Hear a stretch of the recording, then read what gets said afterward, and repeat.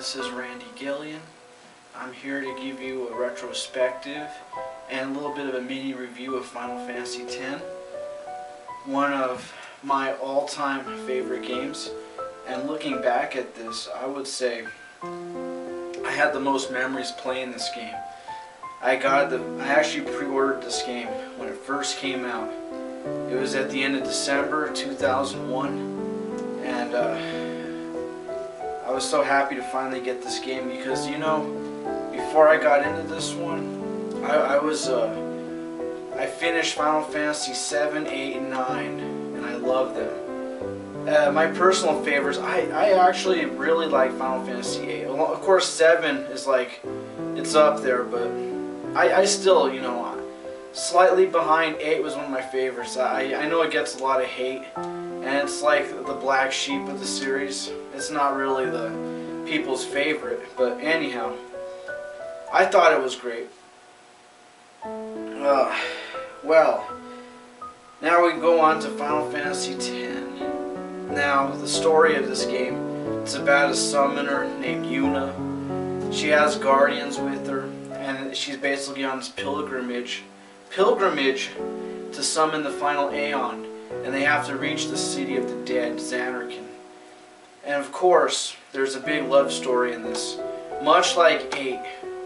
8, 9, and 10 had really big love stories. There wasn't much of a love story in 7.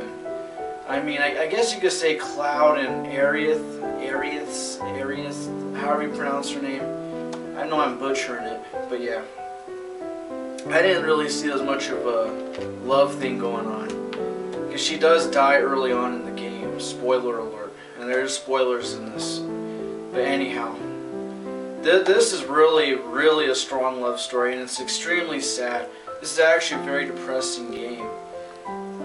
From what I know, Titus, however you pronounce his name, you basically name him. So it could be, I put my name in there, but anyhow.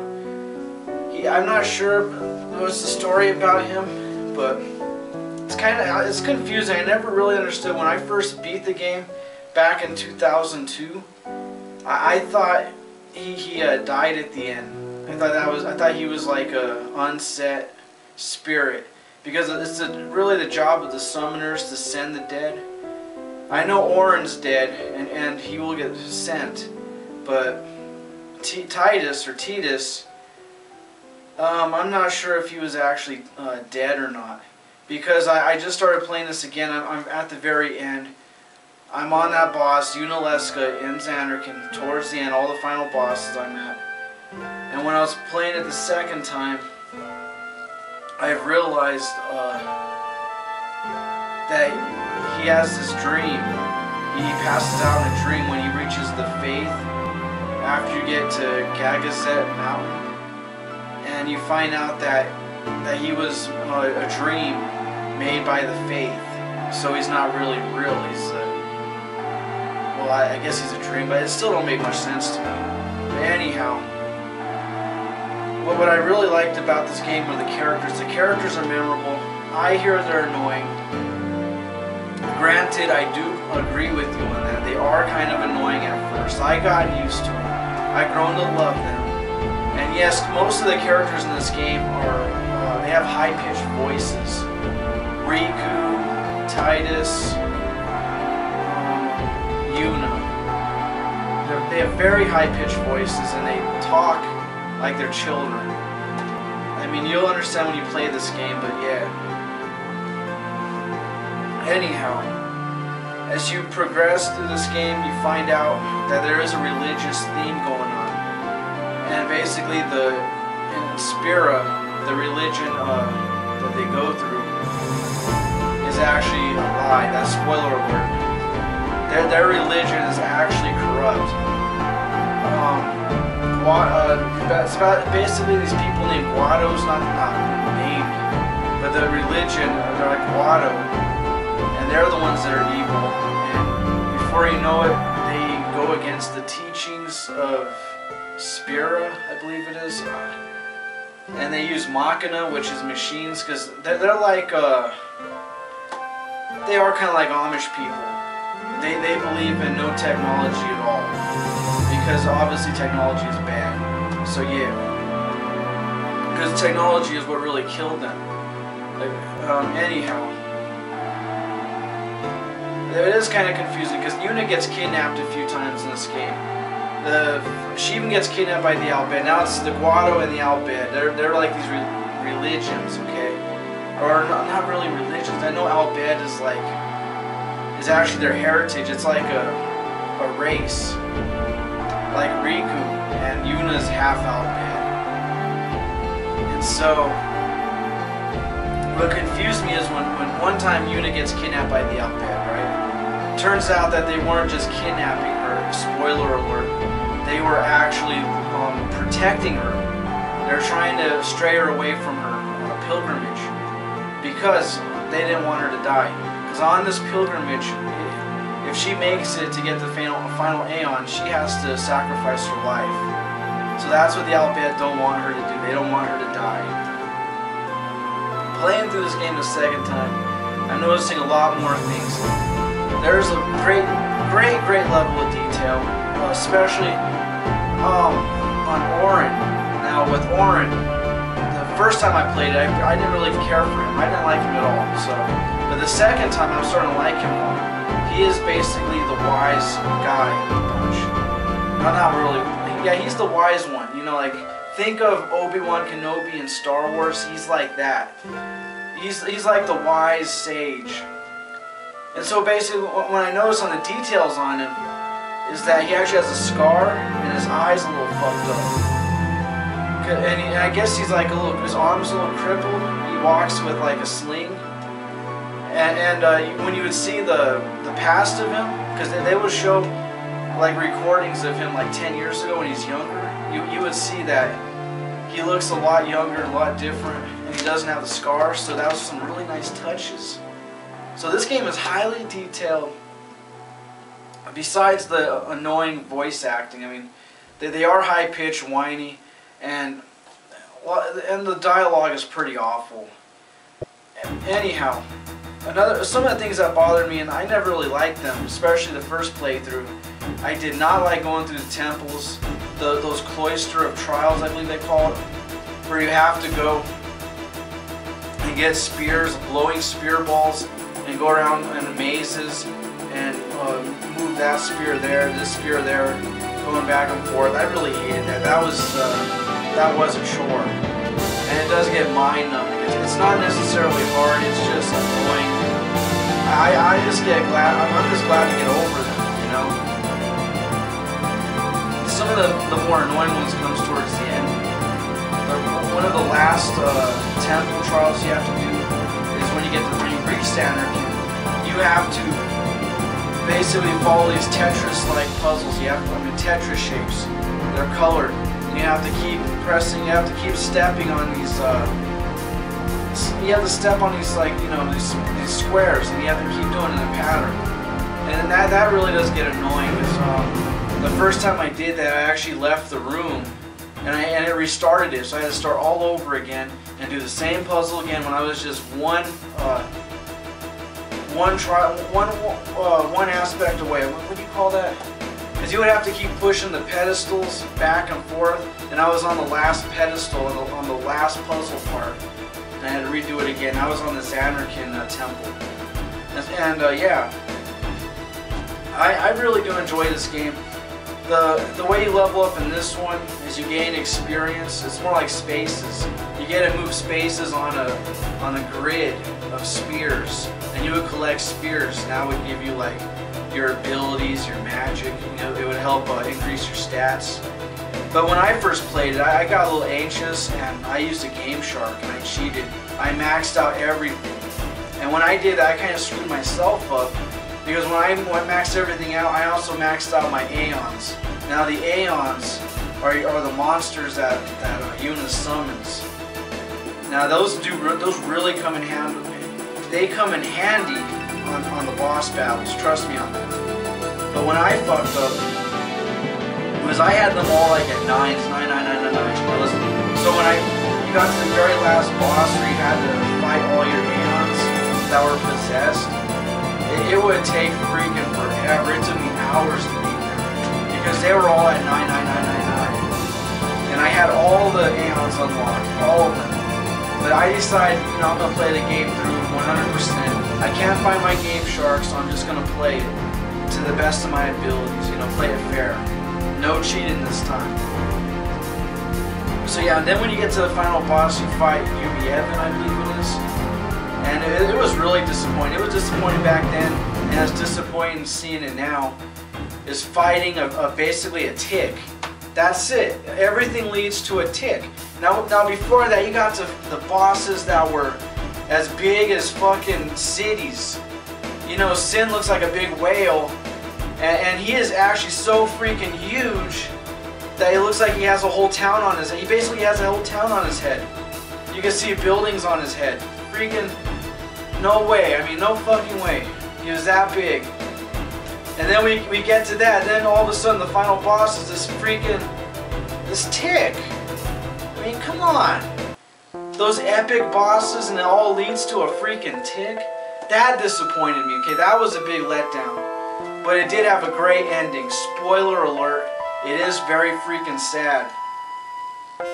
Because you see that Yuna wants to be with Titus, and he is basically disappearing. Which I thought he was a ghost. I thought he like was vanished. Because when he put his arms around her, he actually went right through her. And then when she ran towards him, she fell right through him. And I thought, that's why I thought he was a ghost. But now I understand it a little bit better, but I'm still a bit confused on that. So yeah, that was really depressing seeing him basically have to go away. And he gets reunited with Jet, Braska, and Orin. And Orin does get sent, so that's why I thought he was dead. Because all those guys were dead. And he's reunited with them, so that was my rationale. But yeah, this was such a great game. And the graphics really do hold up. They're unbelievably good. And I think they still look good today. I'm still waiting for that HD remaster for PlayStation 3 to come out. I remember I was at work study when it was first announced. I heard it from Alpha Omega Sin. Shout out to you. But I heard it from his channel. I was listening to it while I was at work study. I know I shouldn't, but I had his video playing on my iPod, and I had my my pocket, my headphones on, while I was shredding files at the I was basically in the basement shredding files, going through all the old files. It was awesome, and I remember listening to that and hearing about Final Fantasy X HD Remake. At first I wasn't that excited about it. I was like, oh really? I mean, come on, we've seen already a whole bunch of remakes like Metal Gear Solid HD Remake, Silent Hill HD Remake, this, that, like it's no big deal. But it is a big deal. I realized that afterwards. I wasn't excited at the announcement, but after a bit, I get more pumped up. Like right now, I'm very pumped up because I'm playing it a second time, and I just really want this HD remake to come out finally. Especially since 13 really didn't grab my attention as the older ones have. I mean, freaking 8 grabbed my attention. But anyhow, as I was saying, the graphics are great, and oh my god, the music is great too. It's very memorable. I still remember it. How did that battle song go? Dun dun dun dun dun dun dun dun dun dun dun dun dun dun dun dun dun dun dun dun. I can't sing, but you get the idea. So yeah. What else to say? What else to say? So I talked about the battle system, I talked about the graphics, a little bit about the characters. So, I mean, my favorite character when I first started playing the game was Lulu. And basically I have the figure right there. I freaking love Lulu. Maybe it was because of her big boobs.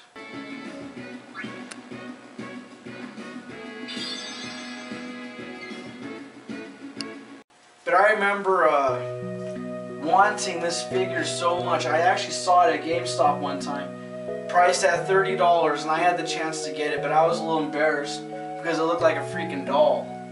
But I ended up getting it anyways. I bought it off eBay for, well, a lot more than 30 bucks, I'll tell you that. But these Final Fantasy figures here, I got back for, you know, they were 13 bucks a piece.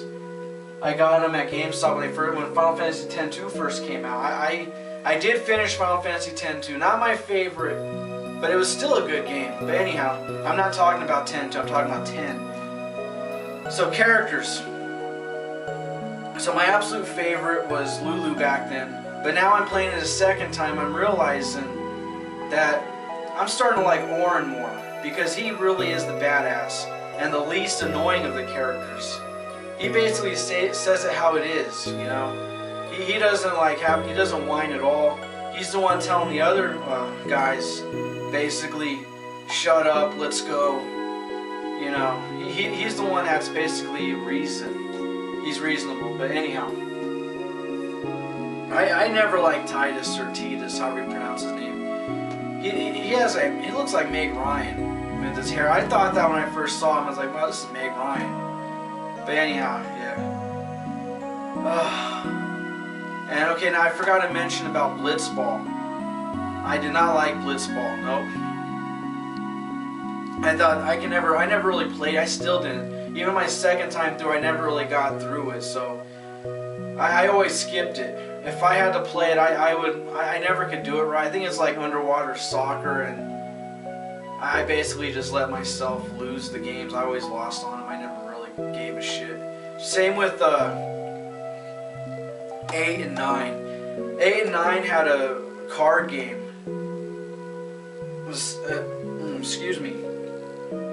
8 was called Triple Triad, and I did not like that fucking game. I did not play it either. And same goes with 9 had a card game. Did not play that either. So basically, I just played it for the battles. The battles were awesome, and they're very fast paced. There's no like time. You know how each time you take turns to, you know, attack, and you have a bar that you'll wait for the bar to go through, and then you can do your attack. Well, they eliminated that, so the battles are much quicker. It's basically